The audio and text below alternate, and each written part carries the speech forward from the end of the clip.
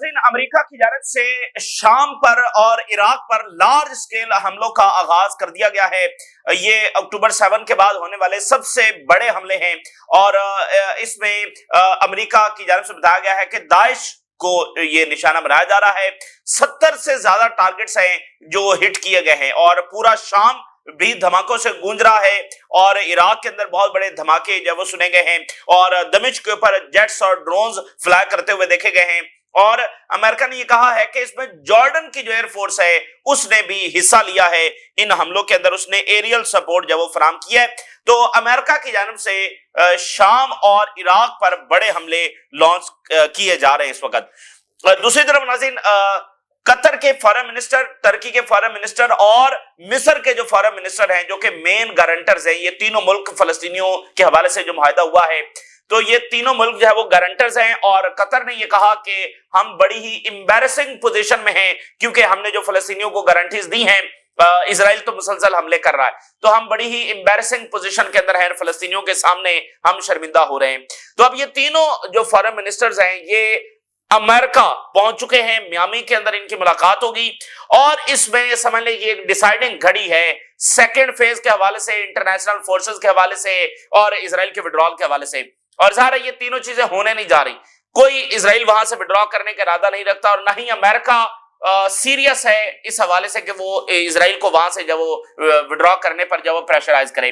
और जो international forces हैं ये भी एट द एंड शायद सिर्फ एक बात ही साबित हो कि कौन सा मुल्क है। अभी मार्को रूबियो ने ये कहा कि पाकिस्तान जो है वो तैयार है, ठीक है, लेकिन कोई मुल्क भी तैयार नहीं होगा क्योंकि वहां पर जाकर हमास से लड़ने के लिए कोई भी रेडी नहीं है। अगर मिडिल ईस्ट की फौजें तैयार नहीं है तो पाकिस्तान क्यों वहां पर जब वो जाएगा। तो अगर इजराइल विड्रॉ करता है तो फिर बाकी दुनिया की फौजें, ओआईसी की फौजें जो वहां पर जा सकती हैं, लेकिन इजराइल विड्रॉ करने का कोई इरादा नहीं रखता। तो ये जो मुलाकात है ये डिसाइडिंग एक मुलाकात इस हवाले से है कि जो रेजिस्टेंस है वो चूंकि जवाब मांग रही है, पिछले कई हफ्तों से वो जवाब मांग रही है और वो कह रही है हमें क्लैरिटी दें। और जो अभी तक वो इंतजार कर रहे हैं, मतलब हमास अगर आगे से रिस्पॉन्ड नहीं कर रही तो उसकी भी बुनियादी वजह ये है कि वो गारंटर्स को ज्यादा से ज्यादा टाइम दे रही है और ये बता रही है कि भाई जब अमेरिका ने आपसे कमिटमेंट की है कि वो सेकंड फेज की तरफ लेकर जाएगा तो लेकर जाए, ठीक है ना। तो ये एक यानी वो इंतजार है। तो इस तनाजुर में बड़ी अहम तरीन मुलाकात जो है वो मियामी के अंदर होगी और तीनों मुल्कों के जो फॉरेन मिनिस्टर्स हैं वो वहां पर पहुंचे हुए हैं।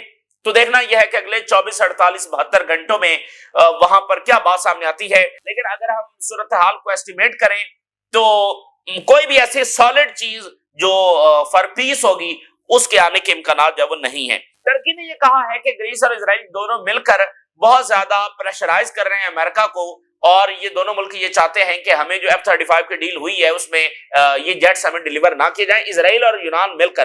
तो यहाँ पर इजराइल, यूनान और साइप्रस का जो बढ़ता हुआ अलायंस है वो टर्की के मफादात के ऊपर बराह रास्त हमलावर हो रहा है। अब टर्की F-35 चाह रहा है, ये नहीं लेने दे रहा है और फिर साथ ये एक ज्वाइंट फोर्स भी बना रहे हैं। तो इसलिए जो उर्दगान का दौरा हो रहा है तेहरान का वो बड़ा इंपॉर्टेंट होगा क्योंकि जिस तरह से टर्की को वहां मेडिटेरेनियन सी में तंग किया जा रहा है, नीचे सीरिया में तंग किया जा रहा है और उसके मफाद बरह रास्त। अब देखना वो F-35 की डील अमेरिका से है, ये लॉबिंग कर रहे हैं अमेरिका में कि टर्की को ना मिले। उधर रशिया जो है वो उसने IAEA, ये जो इंटरनेशनल इदारा है न्यूक्लियर के हवाले से, इसको खबरदार किया है कि ईरान के हवाले से अपनी जो पोजीशन है इसको न्यूट्रल रखो। एक बड़ा इकदाम है जो रशिया की जानिब से सामने आ रहा है। ईरान ये कह चुका है कि IAEA ये टूल बन चुका है इजराइल के लिए और जो भी ईरान के साइंसदान मारे गए उसकी जो इंफॉर्मेशन है वो इस इदारे की जानिब से देने का किरदार है। और जो हमारी न्यूक्लियर साइट्स हैं वो तो सिर्फ हमने इनको दिखाई थी, तो फिर वहां पर अटैक कैसे हो गया? कुछ ऐसी साइट्स हैं जो सिर्फ और सिर्फ IAEA जानता था, वहां भी अटैक हुआ। तो इस इदारे ने जो है वो आगे इजारे के इदारे से मुराद उसका सरबराह है, तो उसने आगे इंफॉर्मेशन जब वो दी है। तो रशिया ने अब इस इदारे को वार्न किया है कि ये न्यूट्रल रहे ईरान के मामले के अंदर। जर्मनी और इसराइल के दरमियान बहुत बड़ी डील हुई है, ये इजराइल की तारीख की सबसे बड़ी असलहा डील है जो जर्मनी के साथ हुई है। $7 बिलियन के करीब और लॉन्ग रेंज जो एयर डिफेंस सिस्टम है वो जर्मनी को दिया जा रहा है और भी बहुत सारे वेपन्स और जॉइंट प्रोजेक्ट्स जब वो शामिल हैं।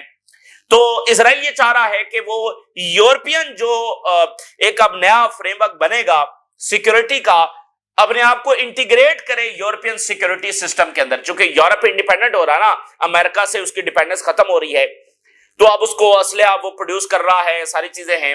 تو اب دیکھیں جرمنی جب وہ $83 بلین کا بجٹ صرف اس سال اس نے جو خرچ کیا، مزید وہ اس بجٹ کو بڑھا رہا ہے. تو اسرائیل یہ چاہتا ہے کہ وہ یورپین جو نیا سیکورٹی فریم ورک بن رہا ہے اس کے اندر اپنے آپ کو انٹیگریٹ کر سکے.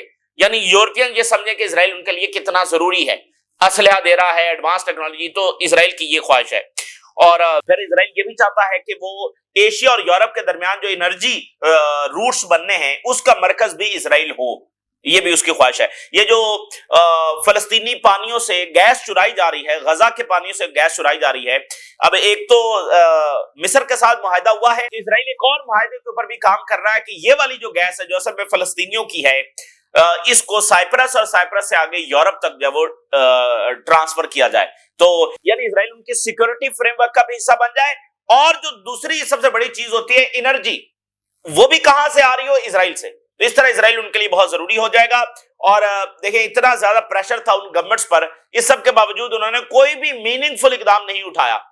تو جب مزید یہ والی دو چیزیں ہو جائیں گی تو وہ اور زیادہ مطلب اسرائیل کے حوالے سے ڈیپینڈنٹ بھی ہوں گے کہ وہاں سے انرجی لے رہے ہیں، وہاں سے ٹیکنالوجی اسلحہ لے رہے ہیں.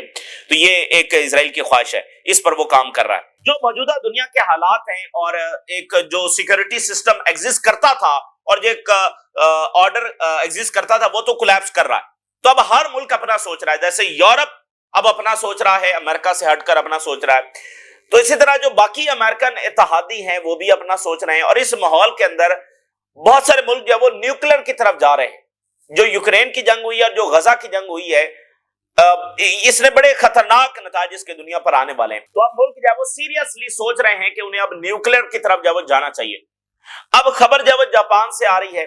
جاپان جو ہے وہ نیوکلیر پاور بننے کا ارادہ رکھتا ہے، کیونکہ امریکہ کی جو سیکورٹی گارنٹیز ہے اب اس پر کوئی اعتبار نہیں ہے، کسی بھی وقت کچھ بھی ہو سکتا ہے. تو جاپان نیوکلیر بننے کا ارادہ رکھتا ہے. اور چائنا سے آج سٹیٹمنٹ جاری ہوئی ہے کہ چائنا نے خبردار کیا ہے کہ وہ کسی صورت افورڈ نہیں کریں گے جاپان کو نیوکلیر بننا. کسی صورت یہ ایکسپٹ نہیں کیا جائے گا، افورڈ نہیں کیا جائے گا.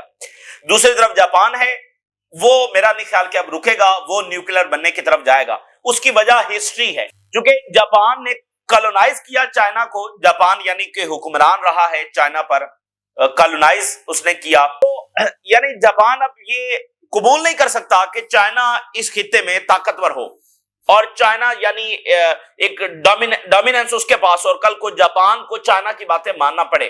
ظاہر ہے جب اکانومی ان کی بڑی ہوگی، جب ملٹری ان کی بڑی ہوگی، تو پھر جاپان کو چائنا کی باتیں تو ماننا پڑیں گی. تو اس ہسٹری کو مد نظر رکھتے ہوئے کہ ہم یہاں پر حکمرانی ہماری، اور آج وہی چائنا جس کو ہم نے کالونائز کیا وہ ہمارے سامنے اور اتنی طاقت حاصل کر رہا ہے، تو میرا نہیں خیال کہ جاپان رکے گا، اور ظاہر ہے کہ چائنا بھی اس کو افورڈ نہیں کرے گا. تو اس لیے جو ایک بڑی جنگ ہے وہ پیسیفک کے اندر، جہاں پر ابھی تک شانتی ہے، یعنی شانتی ان سینس کوئی جنگ تو نہیں ہو رہی نا، بلڈ اپ ہو رہا ہے، ملٹرائزیشن ہو رہی ہے، لیکن جنگ نہیں ہو رہی ہے. تو وہاں پر ایک بڑی جنگ تائیوان کی صورت میں، جاپان کی صورت میں، ساؤتھ کوریا، نارتھ کوریا کی جو ٹینشنز ہیں، فلپائنز اور چائنا کی تو ایک بڑی جنگ جو وہ آنے والے ٹائم میں وہاں پر چھڑ سکتی ہے. ویسے بھی امریکہ کافی پرووک کر رہا ہے چائنا کو کہ وہ کسی جنگ کے اندر ڈریگ ہو. سب سے پہلے جو سیریا میں اسکلیشن ہوئی ہے، امریکہ نے یہ کہا ہے کہ جو 2 ان کے فوجی مارے گئے تھے اس کے جواب میں یہ انہوں نے اٹیکس کیے ہیں اور داعش کو نشانہ بنایا. جہاں بھی داعش کا نام آتا ہے وہاں پر معاملہ جب مشکوک ہو جاتا ہے، کیونکہ داعش کو بنایا کس نے، اور ابھی تک داعش ایگزسٹ کیسے کرتی ہے، اس کو اسلحہ کون دیتا ہے؟ نہ ایران دیتا ہے، نہ ٹرکی دیتا ہے، نہ سعودی عربیہ دیتا ہے، کوئی عرب ملک نہیں دیتا. ٹھیک ہے نا، امریکہ بھی داعش کے خلاف آپریشن کر رہا ہے، رشیا بھی داعش کے خلاف کر رہا ہے. تو یہ داعش ہے کون، اس کا اسلحہ کہاں سے آتا ہے، اس کی فنڈنگ کہاں سے آتی ہے؟ تو ظاہر ہے یہ امریکن جیل ہی میں داعش جب وہ بنی تھی، اور اسرائیل یہ آن ریکارڈ کہہ چکا ہے کہ وہ داعش کو اور القاعدہ کو اور باقی گروپس کو جو ہے وہ فنڈنگ کرتا رہا ہے for the purpose of self defence. یہ اسرائیلی افیشل جو ہے وہ آن ریکارڈ ایڈمٹ کر چکے ہیں. اور جو القاعدہ کے لوگ ہیں، داعش کے لوگ ہیں، یہ گولان ہائٹس پر جو اسرائیلی ہاسپٹلز ہیں وہاں پر آ کر زیر علاج بھی رہے ہیں. خود الشرا جو ہے وہ ایک وقت میں القاعدہ داعش ان گروپس کے اندر رہا ہے. تو جب بھی یہ ہوتا ہے کہ بھئی داعش پر حملہ ہو رہا ہے تو معاملہ بڑا مشکوک ہو جاتا ہے. اب سیریا میں دیکھیں نا, ایک طرف اسرائیل بیٹھا ہوا ہے, وہ بھی داعش سے لڑ رہا ہے, ایک طرف الشرا بیٹھا ہوا ہے, وہ بھی داعش سے لڑ رہا ہے, ایک طرف امریکنز بیٹھے ہوئے ہیں, وہ بھی داعش سے لڑ رہے ہیں. تو داعش سے تو سبھی لڑ رہے ہیں. پھر یہ داعش ایگزسٹ کیسے کرتی ہے؟ تو جب کوئی کہتا ہے کہ خاص کر امریکہ کہ ہم داعش پر اٹیک کر رہے ہیں, تو معاملہ بہت گمبھیر ہو جاتا ہے, مشکوک ہو جاتا ہے کہ اس کے پس پردہ کچھ اور مقاصد ہیں.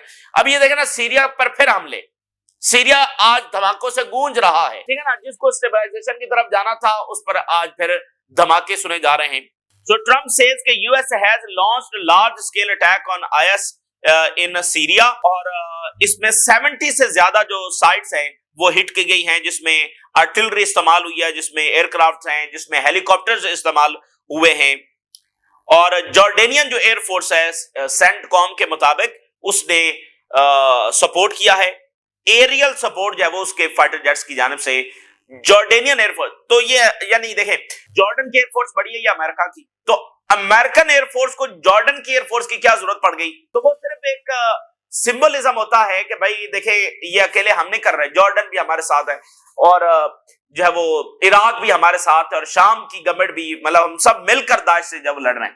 یہ نہیں کہ امریکہ یہاں پر کوئی جنگیں چھیڑ رہا ہے, تو یہ اس لیے وہ اس کو بھی شامل کر لیا, اس کو بھی شامل کر لیا. تو جارڈن نے کیا سپورٹ دینی ہے امریکہ کو؟ تو ویسے یہ جو ساری مونارکیز ہیں, اصل جو مسئلہ ہے وہ ظاہر ہے الٹیمیٹلی مونارکیز پر آتا ہے, کیونکہ یہ مونارکیز اب اتنی کمزور ہو چکی ہیں, یعنی اتنی ڈیپینڈنٹ ہو چکی ہیں کہ ان کا سروائیول اب ویسٹ اور اسرائیل کے ساتھ لنک ہے.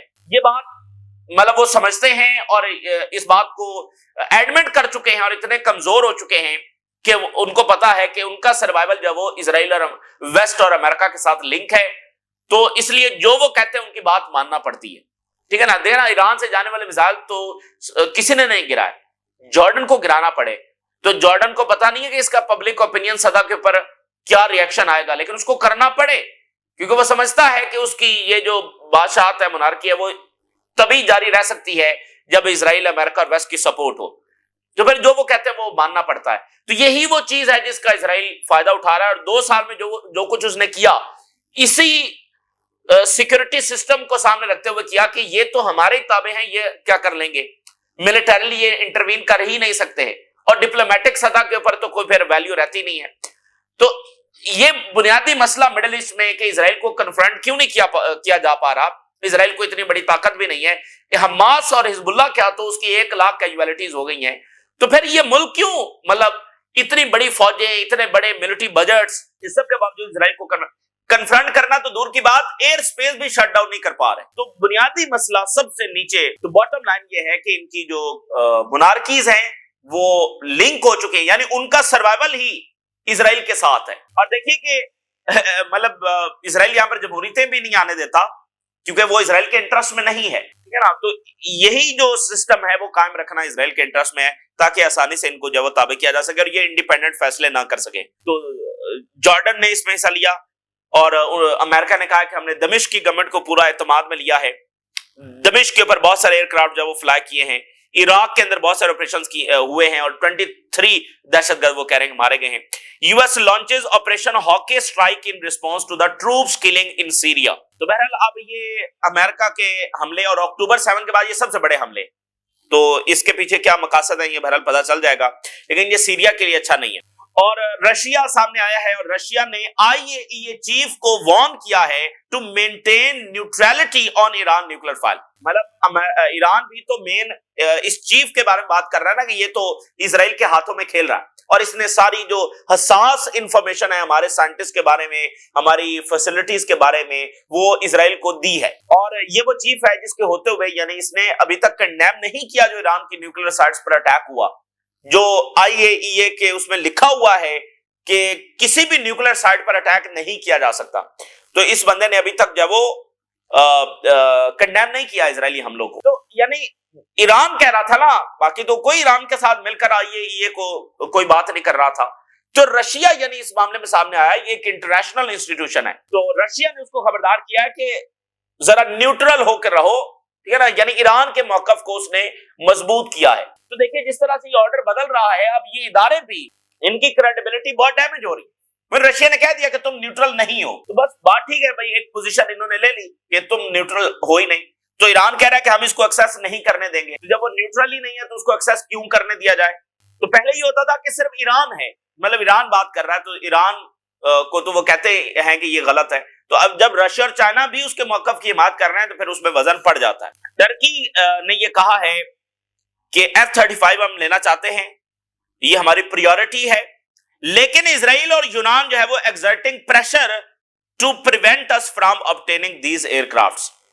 یونان اور اسرائیل امریکہ پر پریشر ڈال رہے ہیں، لابینگ کر رہے ہیں کہ ہمیں ایئرکرافٹس نہ ملے. تو ترکی کے لیے بہت ضروری ہے اور باقی ملکوں کے لیے بہت ضروری ہے کہ وہ آپس میں اتحاد رکھیں ریجن میں، ایران کے ساتھ باقی ملک جو ہے. یعنی اسرائیل کیسے اپنے یونان کو ساتھ ملا لیا، سائپرس کو، ادھر ٹرکی کو تنگ کر رہا ہے، شام میں ٹرکی کو تنگ کر رہا ہے، اور وہ ٹرکی کے جو امریکہ سے معاہدے ہوئے ہیں ان کو بھی خراب کرنے کی کوشش کر رہا ہے. تو اس لیے کوئی ایک یعنی ٹرکی کو اس کی ضرورت ہے کہ ایران اس کے ساتھ کھڑا ہو اور ٹرکی ایران کے ساتھ کھڑا ہو. ان دونوں ملکوں اور مصر، یہ سارے ملک اپنے الائنسز کو جو وہ بڑھائیں. تو آج ٹرکی نے کہا کہ اسرائیل اور یونان ان کے خلاف یہ سارا کچھ کر رہے ہیں. ادھر اسرائیل کی جرمنی کے ساتھ اسلحہ ڈیل ہوئی ہے اور یہ اسرائیل کی تاریخ کی سب سے بڑی اسلحہ ڈیل ہے. Germany just closed the biggest arms deal in Israel's history. So it signals a new era in European defense. $7 billion کی یہ ڈیل ہے، ڈیفنس ڈیل ہے. لارجسٹ ویپن کی جو ایکسپورٹ ہے وہ اسرائیل کرے گا اور اس میں جو لانگ رینج ایرو 3 سسٹم ہے وہ بائی کر رہے ہیں. بلسٹک میزائلز کو یہ انٹرسپٹ کر سکتا ہے. ویسے یہ ایران کے معاملے میں فیل ہوا ہے، بہت برے طریقے سے فیل ہوا ہے، لیکن جرمنی کے پاس جو بیسٹ جو آپشن اویلیبل ہے وہ بائی کر رہے ہیں اسرائیل سے. تو یہ اسرائیل کے لیے یعنی کہ انہوں نے $35 بلین کی گیس ڈیل کی مصر سے. یہ ان کے لیے بہت بڑا یعنی معاہدہ ہوا ہے. وہ ایسے معاہدے چاہ رہے تھے اور یہ ان کو ملے ہیں، کیونکہ دیکھیں وہ یہ گیس یورپ کو بھی بیچنا چاہ رہے ہیں، لیکن یہ فلسطینیوں کی گیس ہے، ڈسپیوٹڈ ہے، یعنی وہ چوری کر رہے ہیں. یورپ خریدے گا تو اور مطلب ظاہر ہر طرح بات آئے گی کہ آپ فلسطینیوں کی گیس لے رہے ہیں. تو سب سے پہلے دی ہی انہوں نے عربز کو ہے، مصر کو دی ہے. تو کل کو جب یورپ کو دیں گے تو کیسے پھر آپ اعتراض اٹھائیں گے کہ یہ تو بھئی سب سے پہلے مصر لے رہا نا. تو ایک نیریٹیو بھی بنانا ہے کہ مصر لے رہا ہے تو یہ لیجیٹیمائز ہے، کوئی ہم چوری نہیں کر رہے، تو اس لیے کل کو وہ یورپ کو دے سکتے ہیں. تو یہ گیس ڈیل کا $35 بلین کا، یو ای کے ساتھ ان کا $2.3 بلین کا ہوا ہے، جرمنی کے ساتھ $7 بلین کا ہوا ہے. تو ایسے معاہدے اسرائیل چاہ رہا تھا اور اس وقت جب ان کو یہ کافی زیادہ اس سے بینیفٹ ہوگا. سو اب دیکھیں جرمنی کے ویپنز ہیں وہ کس طرح سے استعمال ہو رہے ہیں غزہ کے اندر. Amnesty International urge halt to German owned arms ship bound for Israel. Amnesty International کہا کہ جرمنی کے یہ جو ویپنز ہیں وہ روکے جائیں اس کی سپلائی، کیونکہ یہ غزہ میں ہو رہے ہیں، استعمال ہو رہے ہیں. تو ظاہر ہے یہ رکیں گے نہیں. تو غزہ میں اس وقت جو ونٹر ہے وہ بھی فلسطینیوں کی جانیں لے رہا ہے. Winter surge of respiratory illness Umang Gaza children. یہ جینوسائیڈ ہوتی ہے، اس میں بہت سارے ٹولز استعمال کیے جاتے ہیں. تو ونٹر بھی اس وقت ایک ٹول کے طور پر استعمال کیا جا رہا ہے. تو یعنی موسم سرما ہے، اس سے بچاؤ کے لیے کچھ ہے نہیں. تو جو پھیپھڑوں کی امراض ہے وہ بھی بڑھ رہے ہیں وہاں پر. تو ابھی ایک تازہ ترین جو بڑی خوفناک رپورٹ آئی ہے، 1000 فلسطینی علاج کا انتظار کرتے ہوئے جب وہ شہید ہوئے ہیں. 1000 فلسطینیز. تو فلسطینیوں کی جان کی کوئی پرواہ نہیں ہے، کوئی یعنی کہ اس کی ویلیو نہیں ہے. اسرائیل نے یہ سارا 2 سال میں اسٹیبلش کرنے کی کوشش کی ہے. تو 1000 فلسطینی صرف میڈیسن اندر نہیں پہنچ سکے اور وہ شہید ہو گئے. ادھر جناب علی جو وینزویلا کے خلاف ایسکلیشن ہے وہ بڑے ہائیسٹ لیول کے پر ہے اور ہر روز اس میں اضافہ ہو رہا ہے. وینزویلا کے فارن منسٹر نے کہا ہے کہ مارکو روبیو از اے کو promoter steering US into unwanted wars. Marco Rubio جو ہے وہ فوجی بغاوتیں کروانا چاہتا ہے، مطلب جمہوریت کا علم بردار فوجی بغاوتیں جو کروانا چاہتا ہے. اور مارکو روبیو امریکہ کو ان جنگوں کی طرف دھکیل رہا ہے جس میں امریکہ کا فائدہ نہیں. unwanted war by its people. لوگ جنگیں نہیں چاہتے ہیں لیکن مارکو، چونکہ یہ ساری لیٹن امریکہ کی جو اسٹریٹجی ہے وہ مارکو روبیو ہی بنا رہے ہیں. ادھر جناب علی چائنا نے جو تائیوان کو اسلحہ دیا گیا ہے اس پر ان کا رد عمل سامنے آیا. انہوں نے کہا ہے کہ یہ جو اسلحہ دے رہے ہیں یہ تائیوان کی جو ری یونیفیکیشن ہے اس کو روک نہیں سکتے ہیں. US arms sales to Taiwan will not stop China's reunification. بہت بڑی یعنی انہوں نے بات ہی ختم کر دی. انہوں نے کہا جو مرضی آپ کر لیں، چائنا تائیوان کو اپنا حصہ بنا کر رہے گا، ری یونیفیکیشن ہو کر رہے گی. آپ $10 بلین دیں یا $50 بلین دیں، یہ اس چیز کو آپ روک نہیں سکتے. ٹھیک ہے, تو چائنا نے بات جب بالکل واضح کر دی ہے, اور چائنا نے جاپان کو کہا ہے stop challenging the bottom line with its nuclear ambitions, یعنی جو بالکل آخری چیز ہے نا جو ہم برداشت کریں گے وہ نیوکلیر ہے, یعنی آپ بالکل تمام حدیں پار کر رہے ہیں, دا باٹم لائن, ٹھیک ہے, تو اس طرف مت جاؤ. China cannot allow Japan to possess a nuclear weapons. China would not accept Japan gaining access to the possessing nuclear weapons.